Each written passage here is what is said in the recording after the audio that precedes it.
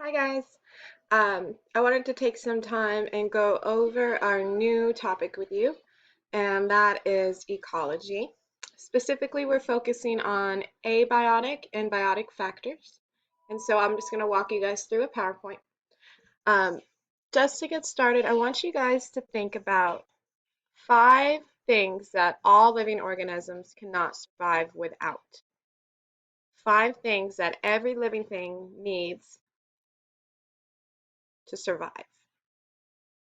But I want you to put them in order of importance. So the most important thing that we need to survive, then second most important thing, third most important thing, fourth most important thing, and fifth most important thing. So take some time, you can pause the video, write down 5 most important things that living organisms need to survive. After you have all 5 written down, take a minute and think about how many of my 5 things are alive and how many of my 5 things are non-living. So go ahead and pause the video and take a second and do that. Okay, so next, what I want you to have noticed is that out of those 5 things, you probably picked air for number 1, because we need to breathe. A lot of you probably picked water, because we need water to survive. I'm sure many of you guys picked sun. Without the sun, can you imagine a world without sun? We'd have no food. And that would be my 4th one. I need food to survive. I need plants. What else do you need to survive? Shelter, maybe? Somewhere to live? And yours might be different than my 5, and that's fine. But put yours in order, and then let's think how many of these were living? How many were non-living? So I only had 1 living. I need my food, plants and animals. But everything else that I really need to survive is actually non-living. The sun, the water, the air. Um, so those things that we use every day, those are actually our non-living factors that we need as living organisms to survive. So let's start off talking about what a biotic factor is. Biotic factors are all the living things in an ecosystem. And if you remember our question 1 from this week, it asked you, what is an ecosystem? What are the 2 main parts of an ecosystem? And if you remember, an ecosystem is all the living and non-living parts interacting together. So biotic factors are the living things in the ecosystem. Uh, bio, bio means life. So like biology is the study of life. Bio, a biography is a story about someone's life. So biotic. So try to think bio means life. So this means living things. Um, One thing that is kind of confusing for students is that even if an organism is dead, it's still biotic because it was once living. It is a living organism, it's just died. So when you have a tree or a plant, it was growing in the ground, it was alive, but we chopped it down. We cut off the berries, we took off the fruit. It's no longer living and growing, um, but it's still considered a biotic factor. So you catch a fish and cut it up to eat. Now it's no longer alive, but that is a living organism, and so it's still biotic, even if it's dead now. Some examples of biotic factors, we have trees, grass, fish, wolves, fungi, and I'm sure you can think of many, many others. The next part would be our abiotic factors. Now, abiotic factors are all the non-living things in the ecosystem. These are things that are not alive. They were never alive. These may provide shelter for animals. They may provide a habitat.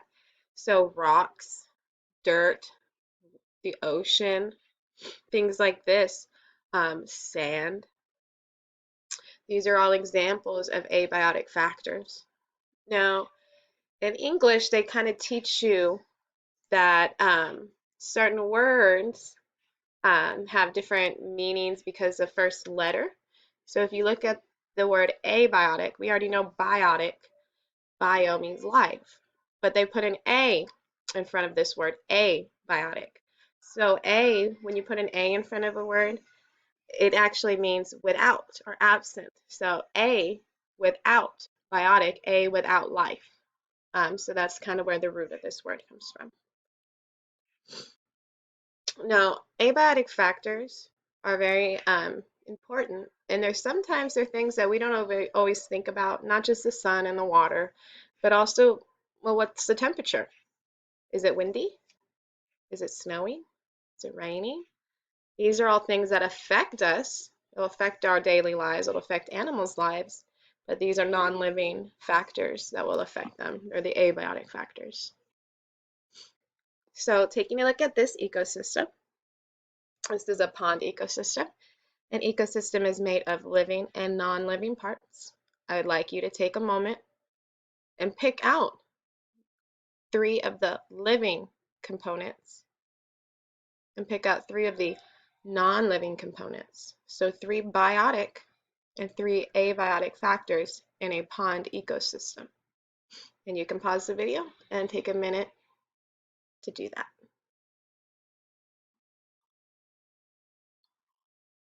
So some of the things that you might have picked out for biotic: trees. I see a frog and I see a bird.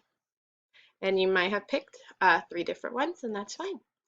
Now 3 abiotic, I see the air, I see the rocks, I see the water. My 3 abiotic factors. Now this is a desert ecosystem. I want you to take a minute and notice the abiotic and biotic factors in an ecosystem that's in the desert. And it doesn't really show you many animals, but I'd like you to imagine what kind of animals would I see in here. So go ahead and think of 3 abiotic and biotic factors, and you can pause it if you'd like. So when I look at this picture, I immediately see cactus, I see some shrubs, and I know that there's probably some snakes out there. Those are my 3 biotic. For my abiotic, I see clouds, I see these big mountains, and I know there's air all over that place. And I'm going to add another one, a very high temperature. So the next one, I don't want you to just look and pick out the abiotic and biotic factors. I want you to think, how do my biotic factors, my fish, depend on my abiotic factors? So think about the living biotic things in this picture. You see a couple, you see coral and fish. How do these organisms depend on the abiotic?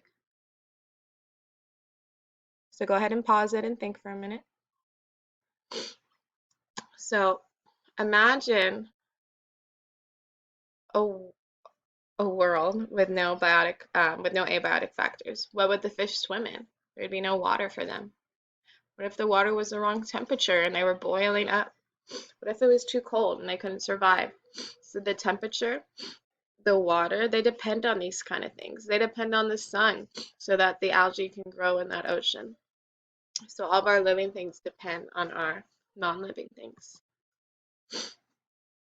So what about fire? What do you call this? Biotic or abiotic? Abiotic is non-living. Water, whether it's rain, lake, or ocean, what would you call that? That should be abiotic. This one's hard. Are logs of wood biotic or abiotic? That's biotic, even though it's not living anymore, it was once living. What about plants? Our plants are biotic. They are living. They require sunlight so they can make their own food to grow and reproduce. What about the sun itself? Is this living or non-living?